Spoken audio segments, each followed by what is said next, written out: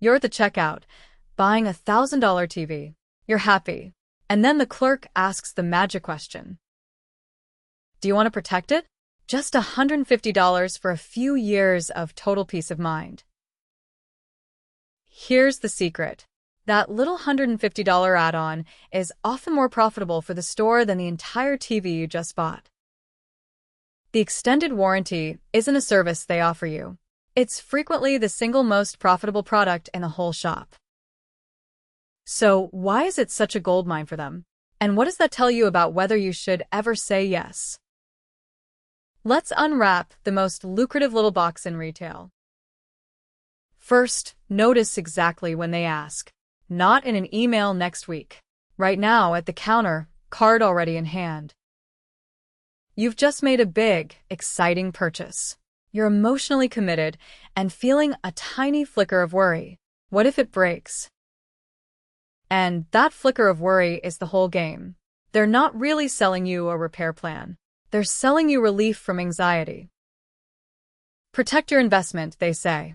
As if the TV were a fragile little asset instead of a thing that will mostly just sit on a wall.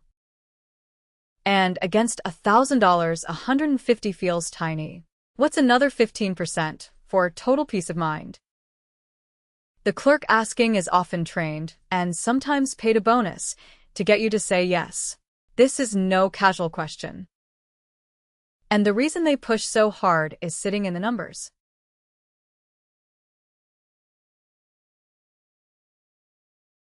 When you pay for an extended warranty, the store keeps a huge slice of that money as pure profit, often half of it, or much more. Compare that to the TV itself. The store might make only a thin margin on the hardware after all its costs. So $150 of warranty can quietly out-earn $1,000 of television. For many electronics retailers, these plans have historically been one of the biggest drivers of actual profit in the whole business. By some industry estimates, only a small fraction of what's collected in warranty premiums is ever paid back out in actual claims. The rest is very simply profit. Because there's almost no product to ship, no inventory to store. It's mostly just a promise, sold at an enormous markup. And to understand why that promise is priced so high, you have to see it for what it really is. Insurance. And insurance, it turns out, has some very specific rules about when it's actually worth buying. An extended warranty is simply an insurance policy on your gadget. You pay a premium and they cover certain repairs. And insurance is genuinely brilliant for one specific job. Protecting you from a loss so big you couldn't possibly absorb it. You insure your house because losing it would be financially catastrophic. You can't just shrug off a burned-down home. But a $1,000 TV? If it died tomorrow, it would sting. But you could, if you had to, simply replace it. Which means you can self-insure. Just absorb the rare loss yourself, instead of paying a premium to a company that's betting you won't need it. For losses you can comfortably afford, buying insurance is usually a quietly bad deal. And a gadget is exactly that kind of loss. And it's an even worse deal once you look at the actual odds. Here's the uncomfortable math. Most electronics simply don't break during the warranty window. And the first year is often already covered for free by the manufacturer's own warranty. So you're paying to insure a gap. When something does fail, the repair frequently costs less than the warranty you bought in the first place. And here's the quiet killer. A huge number of people completely forget they even have the plan and never file a single claim. Add it all up and what you pay is far more than the average payout. The expected value is firmly tilted toward the store. It's the same logic as a casino. Each individual bet might pay out, but the house has carefully set the odds in its own favor. This is exactly why consumer advocates, like Consumer Reports, have argued for decades that, for most ordinary products, an extended warranty just isn't worth the money. And just in case the odds weren't enough, there's usually some fine print to seal the deal.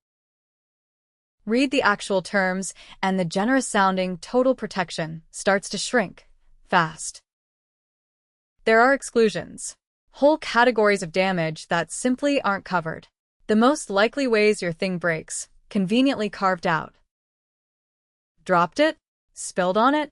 That's accidental damage, which is often a separate, pricier plan you didn't buy. Some plans have deductibles, so even a valid claim costs you more money on top of the premium you already paid. And if they do replace your device, it may be with a refurbished one, not the shiny new thing you originally bought. Many plans only kick in once the free manufacturer coverage ends, and then expire right around the time your gadget is finally old enough to actually start failing. Then there's the sheer hassle of claiming. Forms, phone calls, waiting. Friction that quietly stops a lot of people from ever bothering. So if the deal is this bad, why on earth do so many of us still say yes? Because the warranty isn't really sold to your logic. It's sold to your feelings, in a perfectly chosen moment. You're at peak attachment to your new thing and peak fear of something going wrong with it. Psychologists call it loss aversion. The pain of losing something feels far worse than the joy of saving a little money. And saying yes feels responsible, like a sensible, grown-up thing to do. Of course, you'd protect a big purchase. They're really selling insurance against regret, against that future moment where it breaks and you think, if only I'd paid the $150. Plus, there's a real person, looking right at you, waiting for an answer. Saying no out loud feels just a little bit awkward. And after the mental effort of a big purchase, you're tired, decision fatigued. In that moment, a quick yes is simply the easiest path of least resistance. Now, to be fair, there are a few moments where a warranty genuinely can make sense. This isn't about pretending warranties are always a scam. Sometimes, the math actually works in your favor. If you're buying something genuinely fragile that you know you'll drop or abuse, like a phone that lives a hard life, coverage can pay off. Or a product that's both expensive to repair and known to be unreliable, where one failure would really hurt. The key test is simple. Could you comfortably afford to just replace this thing, out of pocket, if it died? If the honest answer is no, then insurance is doing its real job and the warranty might be worth it. But if the answer is yes, I could replace it, then you're almost certainly better off keeping your $150. And one happy exception. If decent coverage is bundled in for free, say through some credit cards, by all means use it. Just don't pay extra for protection you might already have. Which leaves us with one clean little rule to carry to every checkout for the rest of your life. Whenever they offer you a protection plan, silently translate it. They're offering to sell you insurance at a price set firmly in their favor. Then ask yourself the only question that matters. If this broke, could I just afford to replace it? If yes, smile, say no thanks, and become your own insurance company. Quietly pocket the premium every single time. Skip enough of these little plans over a lifetime, and the few things that do break will cost you far less than all the warranties would have. Because the store pushes that plan so hard for one simple reason. It's not protecting your purchase. It's protecting their profit. And the most valuable thing you can walk out with isn't a little paper warranty. It's the quiet confidence to say, no thanks, I'll take my chances.